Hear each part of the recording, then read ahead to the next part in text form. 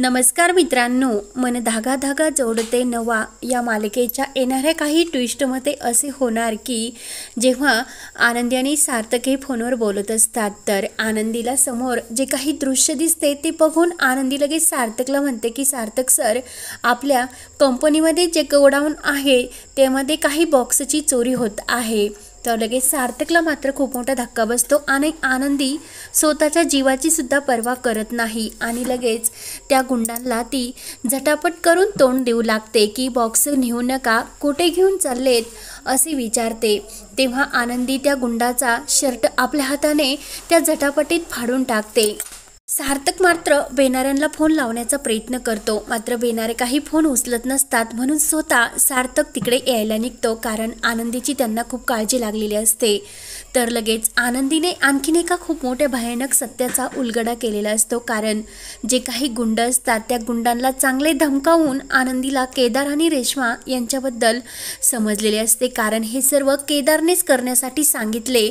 हे सर्व सत्य आता सार्थक समोर येणार असतात आणि जे काही हे सार्थकचे बाबा असतात त्यांनी सुद्धा घरी असताना एका खूप मोठ्या असा सत्याचा उलगडा केला असतो की ज्या मुलीबरोबर आपल्या सार्थकचे लग्न होते ती गोंडेवाली मुलगी नाही असे स्पष्ट शब्दात त्यांनी सांगितलेले असते, कारण सार्थकच्या बाबांना सर्व आठवायला लागलेले असतात। त्यांना सुद्धा वाटत असते की सार्थकचे लग्न त्या मुलीशी नको व्हायला, कारण रेश्मावर सुद्धा सार्थकच्या बाबांचा खूप राग असतो, कारण त्यांना रेश्मा ही आवडतच नसते आणि जी काही आनंदी चेहऱ्याची मुलगी असते ती सतत त्यांच्या डोळ्यासमोर येत असते, म्हणजे ती आनंदी। आणि आनंदीने इकडे आपल्या जीवाची सुद्धा पर्वा केलेली नसते आणि जे काही कंपनीत गैरव्यवहार चालू असतात त्याला तोंड दिलेले असते। तेव्हा जे काही केदारने हे सर्व करण्यासाठी सांगितलेले असते ते सर्व सत्याचा उलगडा होऊन सार्थकच्या लक्षात येते की नक्की काहीतरी हा संशय त्याला येतो आणि त्याला रेश्माबद्दल सुद्धा संशय आलेला असतो। म्हणून जे काही सार्थकचे बाबा असतात तर घरी आल्यानंतर सार्थकला याबद्दल सांगतात की सार्थक, तू या लग्नाला तयार होऊ नको, कारण खूप मोठा असा संशय त्यांना सुद्धा आलेला असतो। तेव्हा सार्थक हा आपल्या बाबांच्या बोलण्याचा विचार करतो आणि बाबा असे का म्हणतात की ती जी काही रेश्मा आहे ती गोंडेवाली मुलगी नाही, म्हणजे बाबांना काहीतरी नक्की सांगायचे। म्हणून सार्थकने एक खूप मोठा असा प्लॅन केलेला असतो आणि जे काही रेश्माबरोबर सार्थकचा साखरपुडा ठरलेला असतो तर सार्थकच्या मनात संशय हा असतोच, म्हणून त्याने आनंदी मॅडमला सुद्धा जीव वाचून घरी सुखरूप पोहोच केलेले असतात। तेव्हा आनंदी ही घरी जाते आणि शकूने आनंदीला सांगितलेले असते की रेश्मा ही सार्थक सरांसाठी योग्य मुलगी नाही, म्हणून आनंदी सुद्धा सार्थकला समजावणार असते की सार्थक सर, तुम्ही जो काही लग्नाचा निर्णय घेतला तो एकदम चुकीचा आहे, कारण रेश्मा ही तुमच्यासाठी योग्य नाही। आणि बेनारेंनी सुद्धा आनंदी मॅडमला हेच सांगितलेले असते की सार्थक सर खूप चांगले आहे, पण तशा आपल्या रेश्मा मॅडम आहेत त्या नाही, त्यांना तुमच्यासारखी मुलगी योग्य आहे। तर आनंदीला सुद्धा वाटत असते की सार्थक सरांच्या आयुष्याचे वाटोळे व्हायला नको, म्हणून आनंदी सुद्धा आता सार्थकला समजावणार असते। मात्र रेश्मा आणि वृंदा यांचे जे काही प्लॅन चालू असतात त्या प्लॅनवर सर्व काही पाणी फिरून शेवटी जो काही साखरपुडा ठरलेला असतो त्या दिवशी नियतीने एक खूप मोठा असा चमत्कार घडून आणलेला असतो।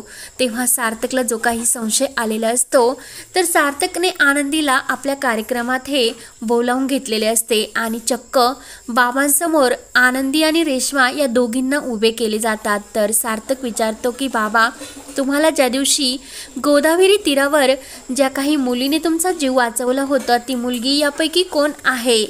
तर बाबांच्या सुद्धा डोक्यामध्ये तेच घोळत असते आणि बाबा पूर्ण आठवण्याचा प्रयत्न करतात। तर बाबांच्या लक्षात येते की ही जी काही आनंदी आहे तीच आनंदी चेहऱ्याची मुलगी। तेव्हा बाबा लगेच आनंदीकडे बोट दाखवतात आणि सार्थकला तर मात्र खूपच आनंद होतो, कारण सार्थकच्या मनात ही आनंदीच बसलेली असते आणि त्याच्या मनाने सुद्धा प्रेमाची कबुली दिलेली असते की आनंदीच ही त्याची जीवनसाथी होईल म्हणून।